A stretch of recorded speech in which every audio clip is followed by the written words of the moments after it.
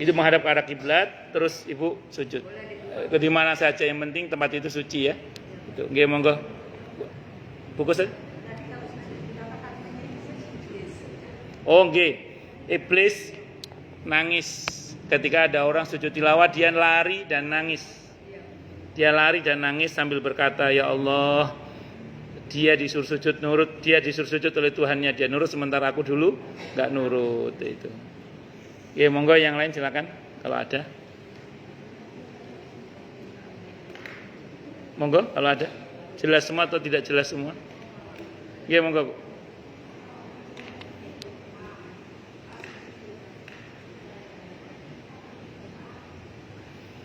Kalau ibu di dalam sholat, maka doanya harus pakai bahasa Arab. Kalau dilisankan. Kenapa? Karena sholat itu adalah ucapan tertentu. Dan itu harus menggunakan bahasa Arab. Tidak boleh menggunakan selain bahasa Arab kalau diucapkan. Nah, di dalam fikih ada pembolehan. Dalam fikih dibolehkan berdoa dengan bahasa selain bahasa Arab asal doa itu, doa yang maksur. Maksur itu bersumber dari Al-Quran atau hadis Nabi kita Muhammad sallallahu alaihi wasallam. Tapi kalau doa itu tidak maksur, ibu mau pakai bahasa Indonesia, dalam hati saja. Ya. Dan saya sering sarankan di sini, kalau untuk sholat fardu, kalau sendiri sholatnya nggih, jangan lama-lama. Kalau takutnya menambah rukun. Tapi kalau ibu jadi makmum yang ikuti imam, kalau imamnya masih lama sujudnya, ya sudah, ibu bisa memperbanyak doa di dalam hati. Kalau nggak bisa bahasa Arab. Ngoten nggih? Wallahu a'lam bishawab. Nggih. Kalau kita menawari dengan sholat itu apakah wajib iqamah? Sampun, ini perempuan ya. Kalau perempuan ada dua pendapat yang saya tahu. Ibnu Umar itu menyatakan tidak ada iqamah dan adzan bagi wanita. Jadi ibu bisa langsung sholat. Tapi kalau merujuk pada riwayat Siti Aisyah radhiyallahu anha, beliau termasuk yang adzan dan iqamah bahkan. Jadi beliau termasuk yang adzan dan iqamah. Cuman memang adzannya khusus didengar oleh kaum wanita saja. Ya, kalau beliau malah adzan dan iqamah sekaligus, Siti Aisyah itu. Jadi ada dua pendapat yang saya tahu.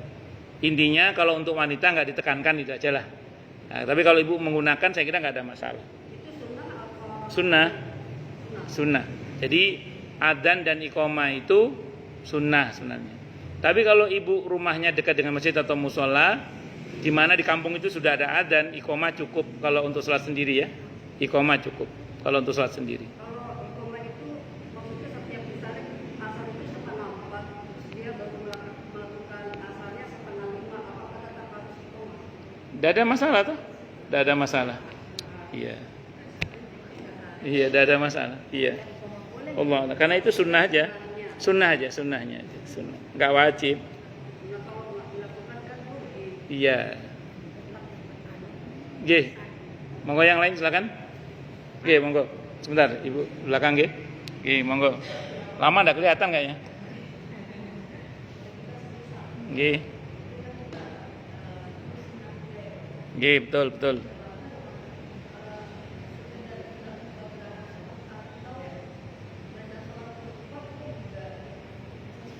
Baik. Sujud sahwi itu kalau di dalam madhab Syafi'i itu pertama karena meninggalkan sunnah ab'ad. Sunnah ab'ad itu kalau dalam madhab Syafi'i tidak kunut subuh. Saya ngomong dalam madhab Syafi'i ya, kecuali Anda tidak kunut ya nggak apa-apa, beda bab. Kalau dalam madhab Syafi'i itu karena meninggalkan kunut subuh. Yang kedua karena meninggalkan tahiyat awal. Yang ketiga karena meninggalkan bersolawat kepada Nabi kita Muhammad SAW. Nah, jadi karena tidak kunut subuh, karena meninggalkan tahiyat awal, karena meninggalkan solawat kepada Nabi kita Muhammad SAW. Itu di tahiyat awal ya. Kalau tahiyat akhir itu solawat kepada Nabi itu wajib kalau dalam mazhab Syafi'i. Wajib, iya kalau dalam mazhab Syafi'i. Sehingga ibu disunahkan untuk sujud sahwi. Tambahan selain itu, kalau kita bicara kasus, itu kan yang sunnah ab'ad. Sekarang kita bicara kasus. Rakaat kurang. Rakaat kurang udah terlanjur salam.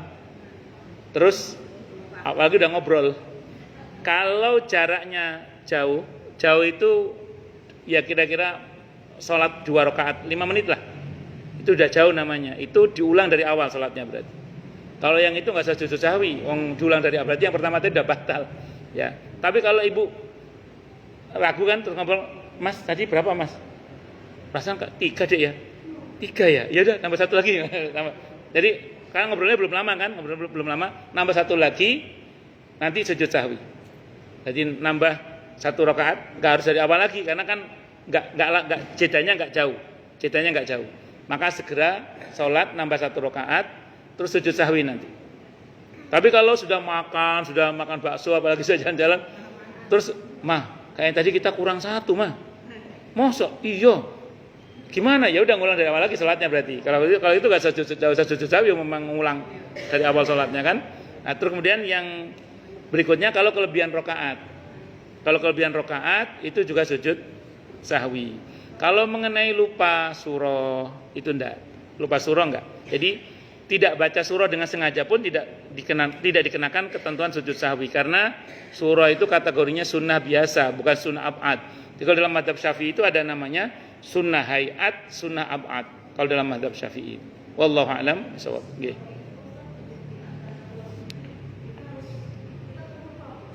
Bagus. Doanya apa duduknya?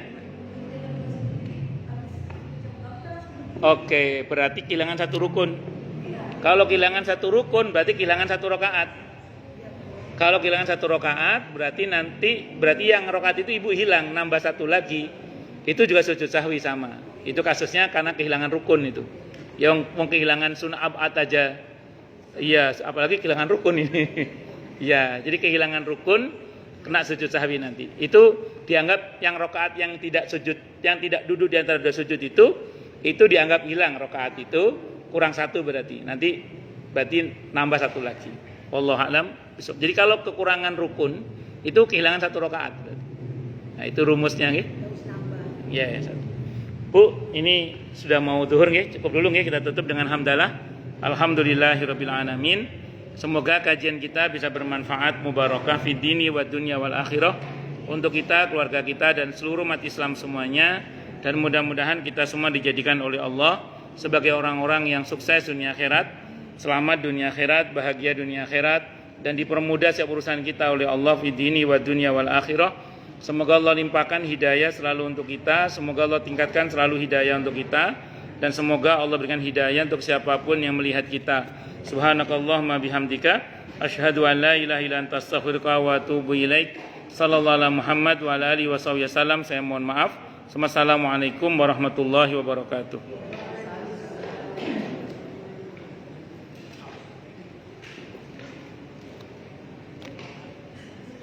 Oke, matur nuwun, Pak.